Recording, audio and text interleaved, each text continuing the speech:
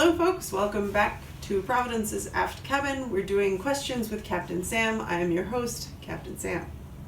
Our first question today, submitted by our lovely viewers, is how long could Providence stay at sea? And this is a really interesting theoretical question. I like this question a lot because first we have to separate it into original Providence and today Providence.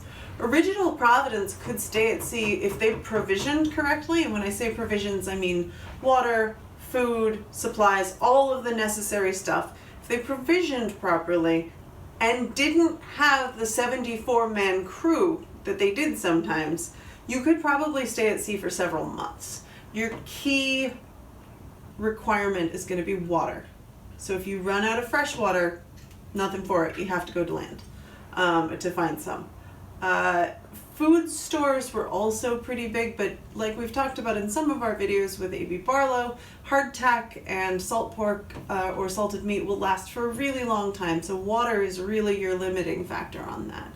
Today's Providence, we are not set up for long-term voyaging. We do not have places for people to live on board. We do not have the ability to cook food on board, and I for one refuse to eat hardtack in this day and age. So today's Providence, if we again provisioned properly and had everything set up, we could probably go out for a couple of weeks at a time, but it would be a bit of a stretch. Our second question is, are tall ships still being built? Yes, they are. There's some really cool tall ships that are still being built. Matthew Turner was just finished recently on the West Coast, and here in Maryland, so in the Chesapeake but not in the same state as us, which I forgot because I live in Maryland.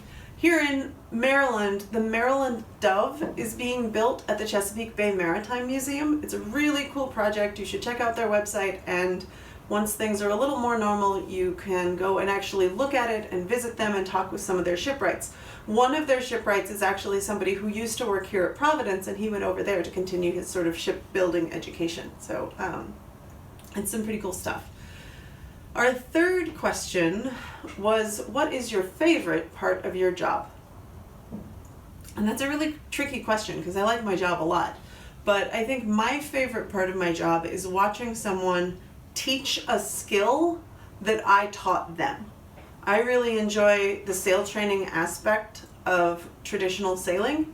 And so I like imparting knowledge to people on both technical bosunry things, like how do you fix this, how do you rig that, and also some of the more esoteric officer type things like navigation. I really like it when somebody feels confident enough in that skill that they can teach it to someone else. That means I've done a good job as an instructor. So that is my favorite part of my job. My least favorite part of my job is dealing with anything plumbing related. I hate it, and I wish I didn't have to do it, but it's a rarity, so that's nice. Our fourth and final question is, what did ships do if there was no wind? This is a great question, and I love it because the answers are fraught with superstition. It's great. Usually on boats, there's a rule that you can't whistle when you're on a boat because when very fast wind goes through the rigging, it makes a whistling sound, and you don't want to make that sound and confuse the wind and have there be too much wind. You might call up a storm. But if there's no wind, whistling is okay, but only the youngest boy on board would whistle and scratch the mast to try and convince the wind to show up and scooch your boat along. You can also put people in a small boat and tow the bigger boat by rowing, which is fun. I've done that. It's not very effective, but I imagine people who did it all the time would be probably better at it than I was.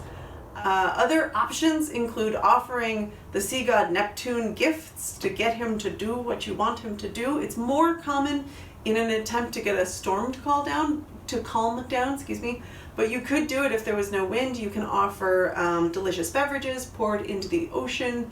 You can throw coins into the ocean and hope that Neptune takes pity on you and helps scoot you along. Yeah, so those are the ways that I know of to try and convince there to be more wind. I'm sure there are more out there because sailors are a very superstitious lot. Thank you for joining us. That is this week's Questions with Captain Sam. I will see you next time here on board Providence.